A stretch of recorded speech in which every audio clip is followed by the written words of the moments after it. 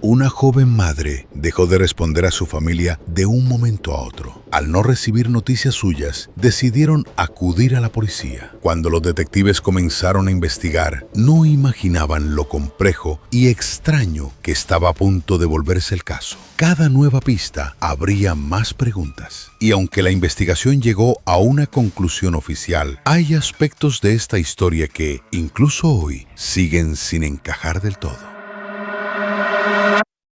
Jesse Morrison nació el 25 de julio de 1995 en el pequeño pueblo de Greenville, Tennessee. Creció en una familia numerosa. Sus padres tuvieron 4 hijas y desde muy joven Jesse soñaba con formar una familia grande propia algún día. Poco después de terminar la secundaria, comenzó una relación con un hombre llamado William, con quien tuvo un hijo. Sin embargo, la relación no duró. Tiempo después, Jesse inició una nueva relación con un hombre llamado Gary y tuvo otro niño. Aproximadamente un año más tarde, con tan solo 21 años, quedó embarazada nuevamente. Jesse y Gary se comprometieron y planeaban casarse pronto. A finales del verano de 2016, Jesse vivía con su prometido en un pequeño pueblo llamado Afton, a unos pocos kilómetros de Greenville. Estaba embarazada de 16 semanas y dedicaba prácticamente todo su tiempo y energía a cuidar de sus 2 hijos pequeños. El 12 de agosto, Gary esperaba que Jesse regresara a casa, pero a medida que avanzaba la noche, ella nunca apareció. Intentó llamarla varias veces, sin respuesta. Luego llamó a la madre de Jesse, pero tampoco ella lograba comunicarse con su hija. Jesse había salido ese día con sus 2 hijos, de 3 y 1 año, y rápidamente todos comenzaron a sentir que algo no estaba bien. Entonces surgió un detalle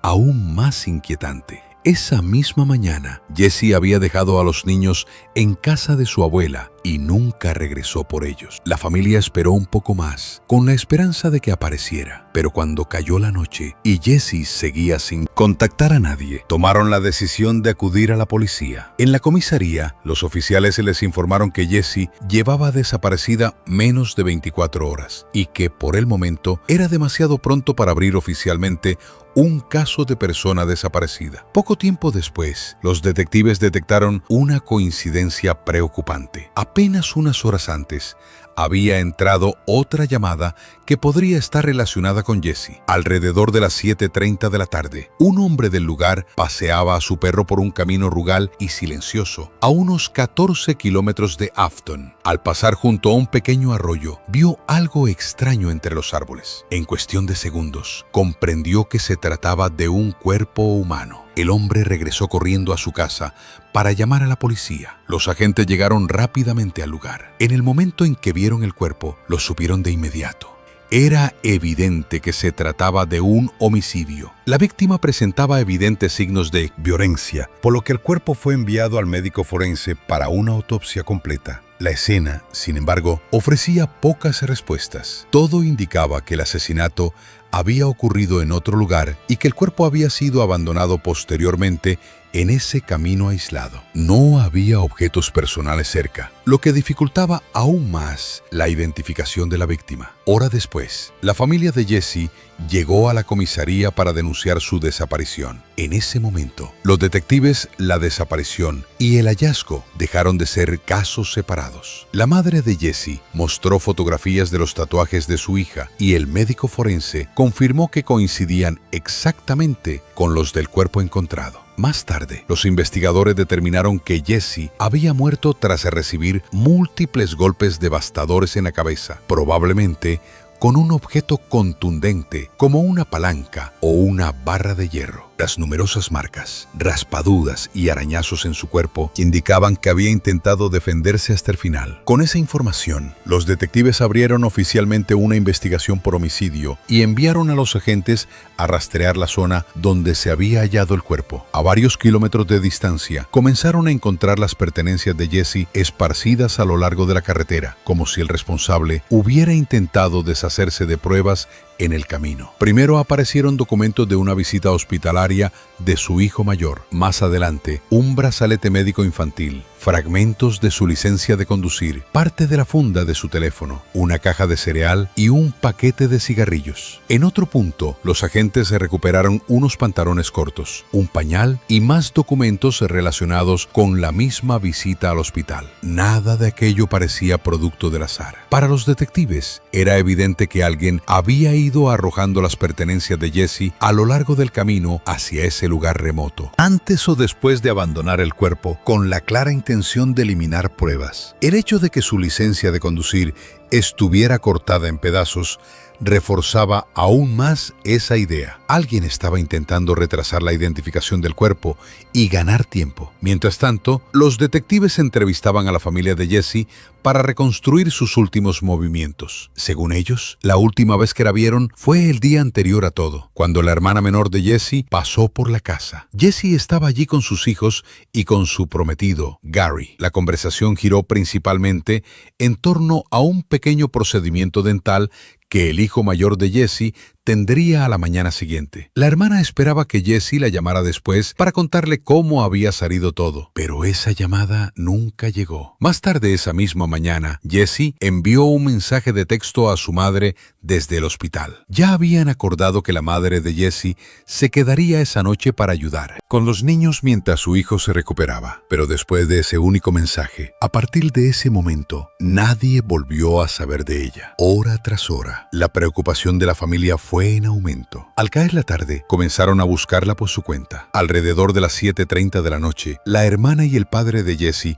fueron hasta su casa. Jesse y los niños no estaban allí. En su lugar, los recibió Gary, quien les dijo que acababa de llegar del trabajo y que no había visto a Jesse. La cocina hacía la escena aún más extraña. Había bolsas de compras sin abrir, como si Jesse hubiera regresado del supermercado y se hubiera ido inmediatamente sin guardar nada. Ese detalle no tenía sentido. Entonces, la hermana de Jesse llamó a la abuela del hijo mayor por parte de su padre, quien solía ayudar con el cuidado de ambos niños. La familia pensó que quizás Jesse los había dejado allí. La mujer explicó que Jesse había pasado más temprano ese día y que luego ella misma había llevado a Jesse y a los niños de regreso a casa. Después de eso, no volvió a saber nada de ella. Cerca de las 10 de la noche, la madre de Jesse intentó llamar a la abuela, pero no obtuvo respuesta. Así que decidió ir hasta su casa junto con Gary. Lo primero que llamó su atención fue el coche de la abuela. Estaba estacionado de una forma extraña, como si alguien hubiera llegado con prisa y sin preocuparse por dónde dejarlo. Golpearon la puerta, pero nadie respondió.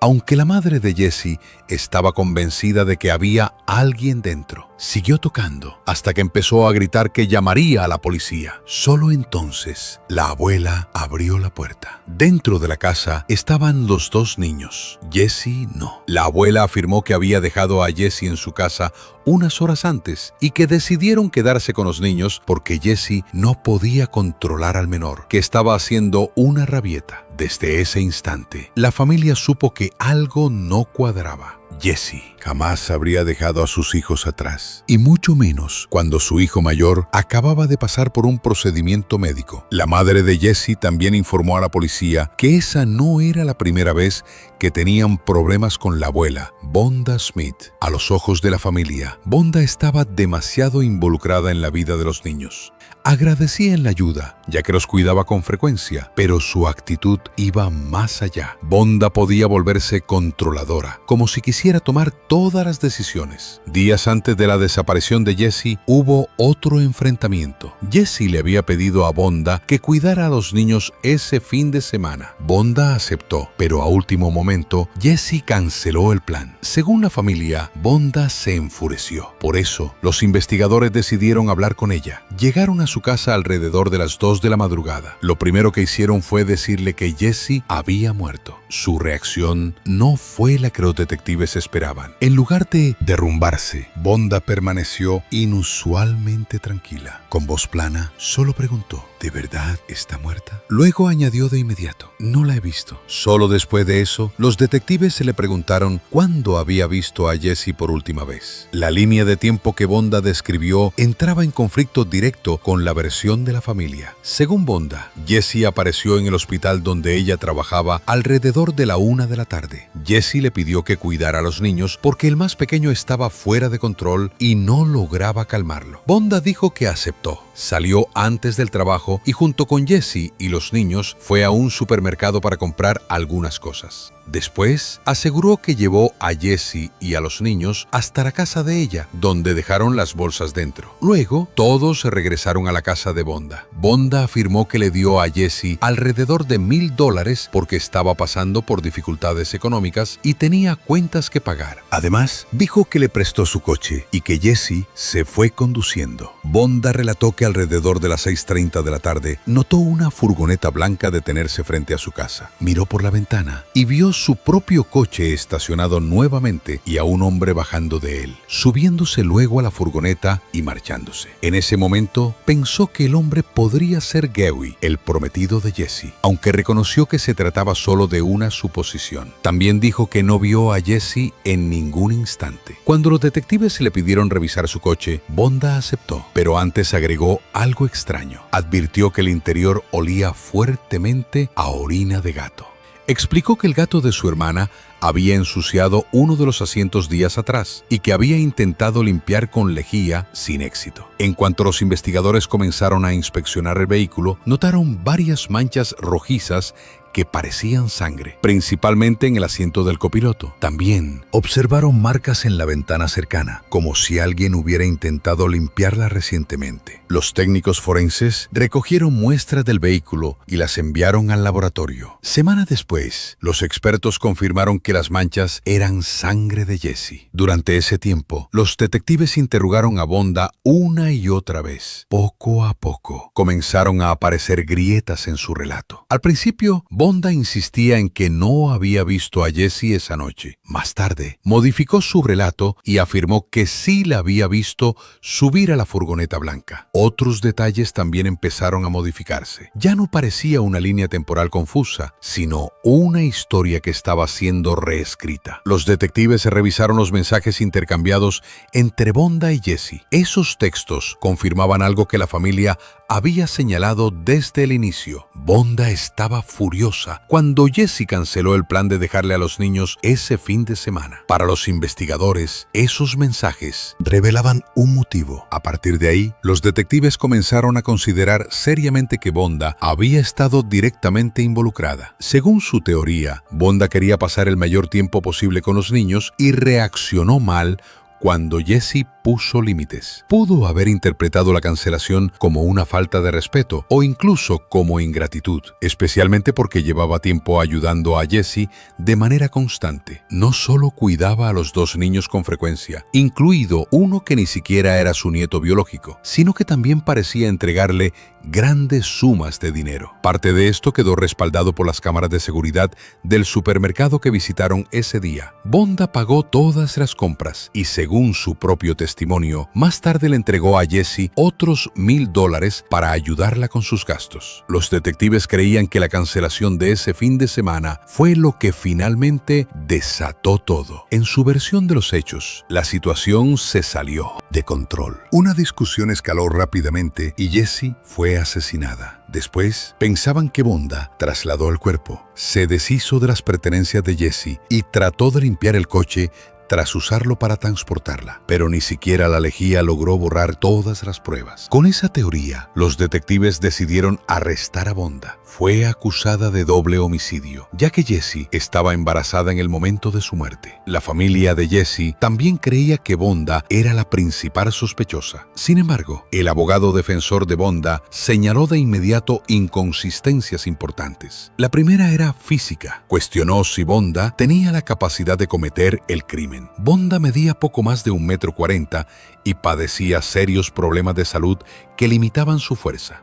Jesse no murió por un solo golpe. Según el forense, recibió una serie de impactos brutales en la cabeza, algo que la defensa argumentó que Bonda simplemente no podía haber hecho. Además, el cuerpo de Jesse presentaba numerosos rasguños y arañazos, lo que sugería una lucha prolongada. Sin embargo, nadie había examinado formalmente a Bonda en busca de lesiones similares. Según los detectives, en los primeros días de la investigación no notaron moretones ni marcas visibles en ella. Ese vacío en la investigación se volvió fundamental para la defensa. El abogado defensor también señaló las grabaciones de seguridad del supermercado. En ellas, Jesse y Bonda aparecían comprando tranquilamente apenas unas horas antes del asesinato. Para la defensa, esas imágenes no encajaban con la idea de que Bonda estuviera tan enfurecida como para perder el control y matar a Jesse poco después.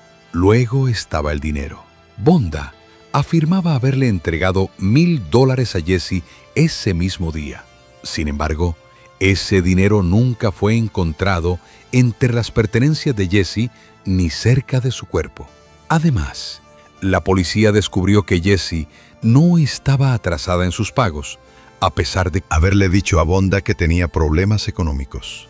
Poco después, el abogado de Bonda localizó a 2 testigos cuyas declaraciones debilitaron aún más el relato oficial. Sobre la teoría de los detectives, 2 vecinos distintos afirmaron haber visto a Jesse cerca de su casa alrededor de las 5 de la tarde. Ambos notaron una furgoneta blanca estacionada frente a la vivienda, y uno de ellos incluso aseguró haber visto a Jesse subir a ese vehículo. Según los vecinos, dentro de la furgoneta había 2 hombres, aunque ninguno pudo identificar sus rostros. La policía siguió esa pista y descubrió que ese mismo día, el padre de Gary, quien vivía en la misma casa que Jesse y Gary, había pasado gran parte del día con un amigo que poseía una furgoneta blanca. Cuando los detectives interrogaron a ambos hombres, admitieron que habían estado haciendo diligencias en esa furgoneta durante gran parte del día y se respaldaron mutuamente con coartadas. El padre de Gary inicialmente afirmó que habían pasado por la casa entre las 4:30 y las 5 de la tarde, pero más tarde modificó su versión de los hechos y dijo que probablemente había sido alrededor de las 3.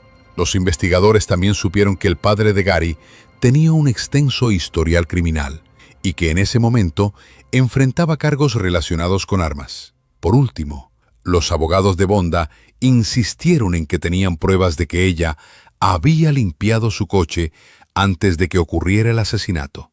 Según su versión, alrededor de las 7 de la tarde, Bonda condujo hasta la casa de una amiga, quien le había pedido que cuidara a su nieta. Esa amiga declaró más tarde que no vio sangre alguna en el coche donde subió la niña y aseguró que, de haberla visto, jamás habría permitido que viajara allí. La nieta confirmó lo mismo. Durante todo el trayecto no notó ninguna mancha. Los amigos de Bonda afirmaron que incluso habían hablado del asiento que había quedado arruinado por el gato. La hermana de Bonda confirmó esa versión y aseguró que el tema se había mencionado días antes de la muerte de Jesse.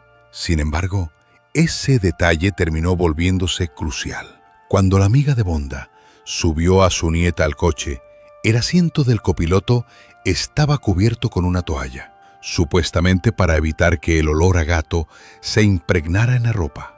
Ese era exactamente el mismo asiento donde, más tarde, los investigadores encontraron la mayor cantidad de sangre, aunque también había rastros en otras partes del vehículo. La idea de que no hubiera sangre visible en ese momento no convencía a nadie. Todo esto ocurrió apenas media hora antes de que el cuerpo de Jesse fuera encontrado. En otras palabras, si ese coche había sido utilizado para trasladarla, debía haber sangre en él. Esas manchas no podían haber aparecido después de forma espontánea. Y la evidencia más contradictoria aún estaba por llegar. Durante meses, los analistas de laboratorio examinaron muestra tras muestra del cuerpo de Jesse. Lo que encontraron solo hizo el caso aún más confuso. Bajo las uñas de Jesse se recuperaron 3 muestras distintas de ADN, todas pertenecientes a varones cuya identidad nunca fue establecida. Las cantidades eran demasiado pequeñas para construir perfiles completos, pero suficientes para compararlas con los hombres más cercanos al caso. Los investigadores tomaron muestras de ADN del prometido de Jesse, de su padre, del amigo con la furgoneta blanca, de su expareja e incluso del esposo de Bonda. Todos fueron descartados. Otra muestra de ADN masculino fue hallada en los fragmentos rotos de la licencia de conducir de Jesse, pero nuevamente no pudo ser identificada. En algunas de las pertenencias de Jesse también apareció ADN femenino, que no coincidía ni con Bonda ni con ninguna otra mujer de su entorno cercano. Además, se recuperaron 2 huellas dactilares del estuche roto de su teléfono. Ninguna pertenecía a alguien ya investigado. El hallazgo más inquietante se produjo en la ropa interior de Jesse. Los análisis se revelaron 2 muestras distintas de semen. Una coincidía con el ADN de su prometido, Gary. La otra pertenecía a un hombre no identificado. Hasta el día de hoy, no se ha podido determinar a quién correspondía. Para ese momento, la defensa había construido una lista sólida de razones para dudar de la implicación directa de Bonda, pero la fiscalía aún no había dicho su última palabra. Los fiscales recurrieron a un perito especializado en patrones de manchas de sangre. Tras examinar el interior del coche, el perito concluyó que Jesse había sido transportada en el asiento del copiloto desde el lugar donde fue asesinada hasta el arroyo donde más tarde apareció su cuerpo.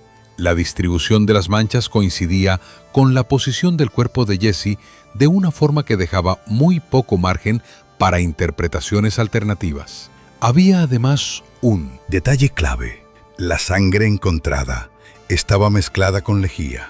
Eso significaba que alguien había intentado limpiar el asiento después de que el cuerpo de Jesse estuviera allí, no días antes. Si Bonda hubiera usado lejía únicamente por el olor del gato, como afirmó, los resultados del laboratorio no habrían sido esos. Las conclusiones del experto dibujaban un escenario mucho más inquietante. Todo indicaba que Bonda había limpiado el coche con lejía el mismo día en que Jesse fue asesinada, lo que contradecía directamente sus declaraciones previas. Y aquella toalla sobre el asiento del copiloto quizás no tenía nada que ver con un gato. Podría haber estado allí para ocultar manchas de sangre y la humedad del tapizado. El juicio comenzó en 2018, 2 años después de la muerte de Jesse. Para entonces, ambas partes habían construido largas listas de argumentos.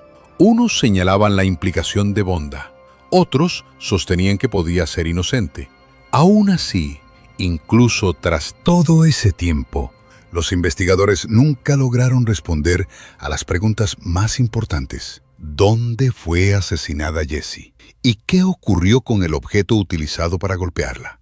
Pese a esas incógnitas, el jurado declaró a Bonda culpable de 2 cargos: asesinato en primer grado por la muerte de Jesse y asesinato en segundo grado debido a que estaba embarazada. Fue condenada a cadena perpetua, más otros 25 años adicionales a cumplirse de manera concurrente.